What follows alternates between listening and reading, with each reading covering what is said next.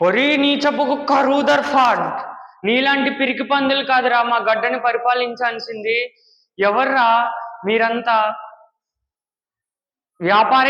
వ్యాపారానికై మా దేశానికి వచ్చి ప్రభుత్వం అయిపోయాము అనుకుని నీచపు ఆలోచనలో ఉన్నారా మీరు? ఇంకా ప్రజల పరిపాలన కాకుండా ప్రజల్ని దొంగతనంగా దెబ్బతీసి పరిపాలిస్తున్న నీచపు కుక్కలరా మీరంతా.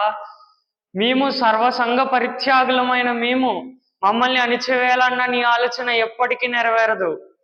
నాగరికత అంటారు కదా, ఏం నాగరికత మీది? మీ దేశంలో మీ తాతలు ఆకులు కూడా కట్టలేని రోజుల్లో మా తాతలు పట్టు వస్త్రాలు ధరించారా.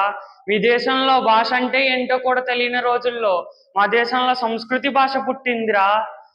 మీ దేశంలోని బండిని ఎలా నడపాలో కూడా తెలియని రోజుల్లోనే ఎడ్ల బండిని తోలిన వాళ్ళం రా మేము.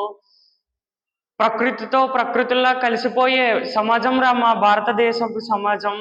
ఈ గడ్డ పైన నీలాంటి నీచులు ఎన్నో మంది పరిపాలిద్దామని దొంగ దెబ్బలు తీసుకుని వచ్చారు. వాళ్ళందరూ చరిత్రలో శిలలయ్యారు తప్ప మాకెప్పుడు ప్రభువులు అవ్వలేరు.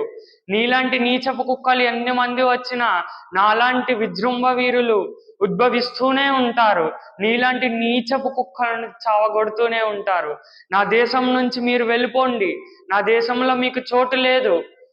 ఈ దేశం మాకు సొంతం. మా దేశం కోసం మేము పోరాడడం మా హక్కు. మీరు ఇప్పుడు నన్ను దొంగ దెబ్బ తీయవచ్చు, నన్ను మీరు సంహరించగలరేమో కానీ నాలో ఉన్న ఆవేదనను ఆవేశాన్ని ఎప్పటికీ ఆపలేరు.